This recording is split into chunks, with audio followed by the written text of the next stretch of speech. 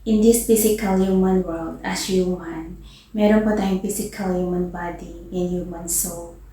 This time, ituturo ko sa inyo on how to recognize deeper our human soul. Dahil po yung soul natin is hindi po siya makikita, pero nagbibigay siya ng buhay sa physical human body natin.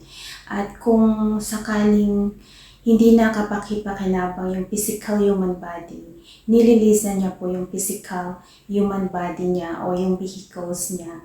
At yung soul naman ay nagko-convert into energy at ito po ay nabubuhay pa po sa kabilang katawan dahil ito po ay magkakaroon po siya ng reincarnation sa mas bata pa na katawan.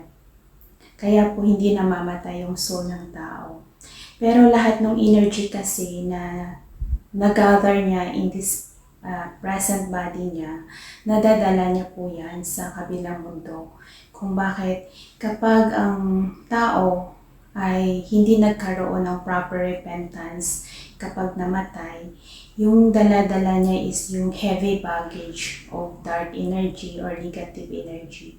Mabigat po yun sa kabilang mundo dahil ang katumbas niyan ay lahat ng suffering and pain in this physical human world. Yan po yung katumbas nun na araw-araw dinudurog yung puso mo at nasasaktan ka.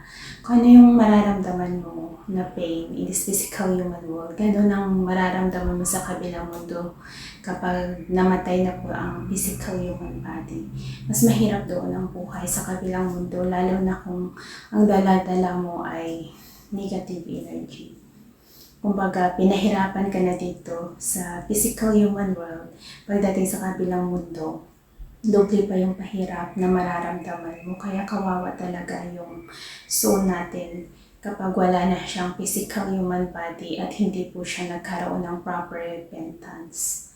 Kasi matutulungan mo lang kasi yung kaluluwa noon. Kung halimbawa may kamag-anak ka na yung inaalala ka na lagi kang binibigyan ng prayer dahil our prayers is converted into energy, so that's the only way we can help yung mga kamag-anak natin na namatay through our prayers. Kasi unti-unti, dahil doon sa prayer natin kasi unti-unti natin silang parang tinutulungan natin sila na maging yung dala-dala nila na energy para siyang nawawash, nalilinis siya ng pakunti-kunti. Tinutulungan sila na ma-release nila yun dahil sa pamamagitan ng mga prayers natin. Kaya po, kapag ang soul naman na walang kamag-anak na nagdarasal sa kanila o hindi na sila naalala, yun po yung mga soul talaga na nahihirapan sa kabilang mundo, which is kailangan nila pagdusahan lahat ng hirap hanggang sa magkaroon din sila ng parang another knowledge and understanding.